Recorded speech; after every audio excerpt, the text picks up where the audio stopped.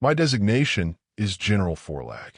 My scales are the color of polished obsidian, my gaze unblinking, my logic cold and precise.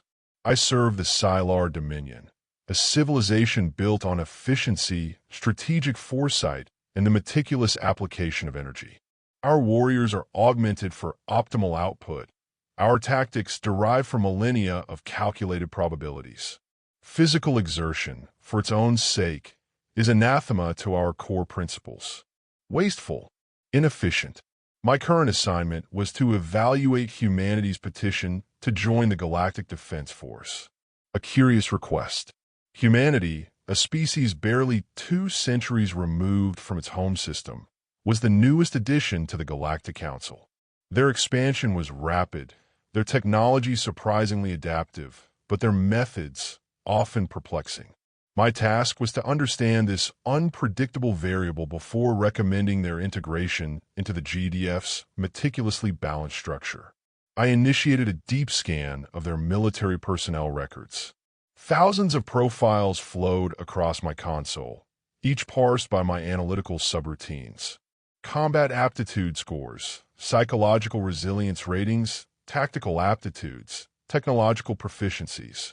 It was all predictable data, fitting neatly into our established models of biological combatants.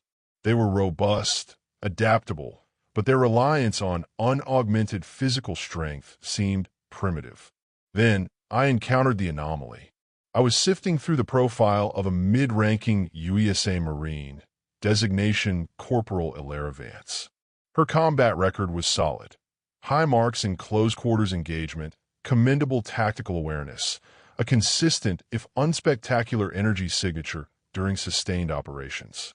But at the very end of her file, tucked away in a section for pre-service distinctions, was a notation that caused my internal processors to briefly hesitate. Pre-service distinction, Olympic Gold Medalist, Earth cycles 2378, 10,000-meter distance run. A run? For distance? My nictitating membranes flickered. My species, the Scylar, utilized automated transport for even short distances. Our physical forms were designed for short bursts of intense energy, followed by long periods of low-energy recuperation. Sustained, continuous physical exertion was considered an extreme waste of biological resources. What strategic value could this possibly hold? I logged it as humanity, cultural quirk, physical exertion, low tactical relevance. It seemed a peculiar, inefficient human cultural anomaly, a vestige perhaps of a less technologically advanced past. Yet, the data point persisted in my analytical subroutines. The sheer duration of the event, 10,000-meter distance run, continued to nag at my logical framework. Why would a species expend so much energy for no obvious tactical gain?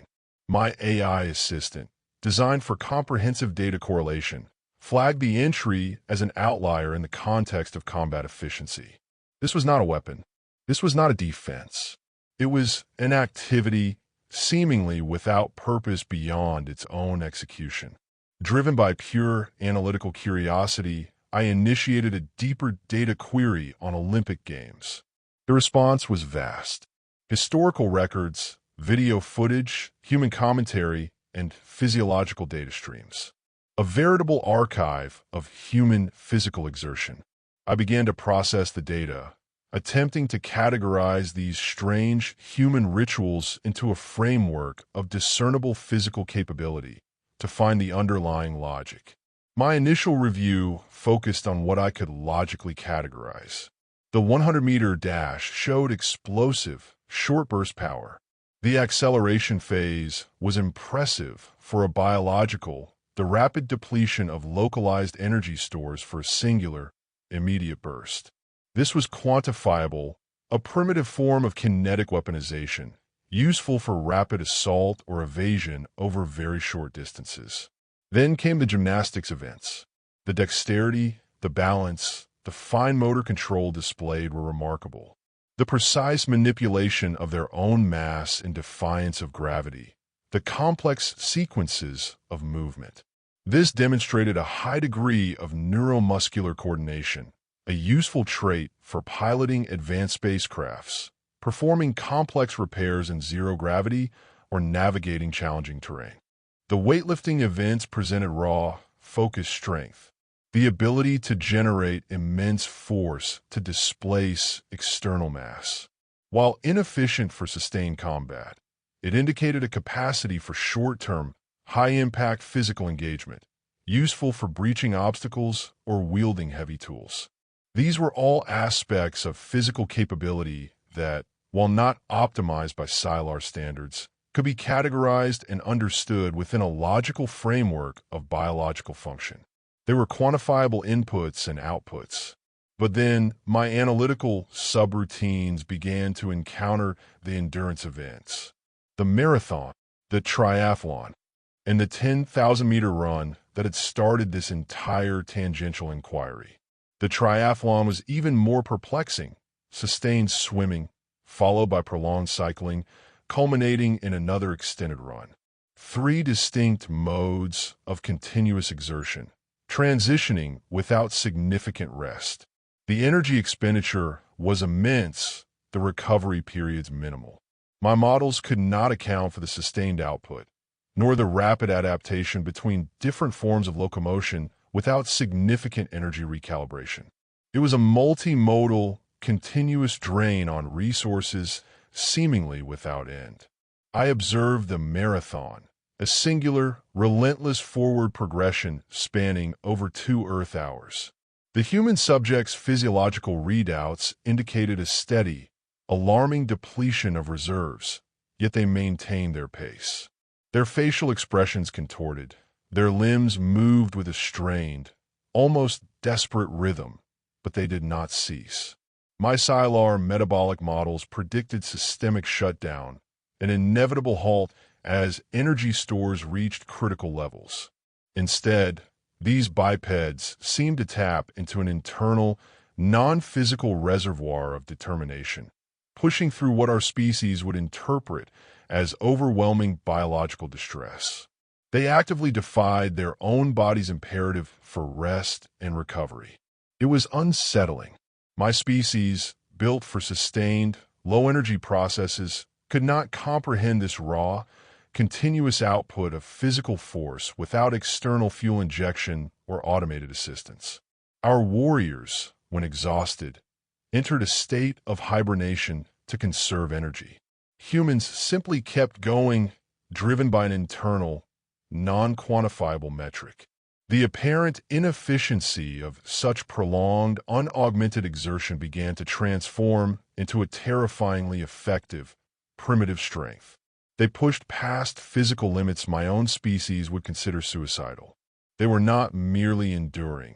They were choosing to endure, actively overriding their own physiological safeguards. This implied a potential for protracted engagements, for unexpected breakthroughs and stalemates, for a terrifying refusal to yield. My subsequent classified reports to SciFi High Command were infused with these startling new insights. I detailed the unbreakable biped, the logic of illogical exertion, and the human endurance factor. I recommended the development of new simulation programs specifically designed to understand and potentially counter or leverage this baffling human trait, particularly in scenarios involving attrition warfare or prolonged ground engagements, where energy efficiency was critical. My previous assessment of humanity's GDF petition, which had been lukewarm due to their perceived lack of energy efficiency in combat, was now revised to high-priority strategic asset. Years later, the official human personnel record for Corporal Alara Vance remained unchanged, her Olympic distinction a minor detail. But in the SciFi Dominion's most sensitive strategic assessments, in the very core of our combat simulations, the human Olympics became a chilling, vital case study. I, General Forlag, continued to access those historical data streams, watching the long, grueling effort of another human marathon, the final surge of their inexplicable will. The galaxy might acknowledge human capability, but only the SciFi truly understood the terrifying, illogical endurance that fueled it. All because of a single, overlooked line on a personnel file. A footnote that changed everything.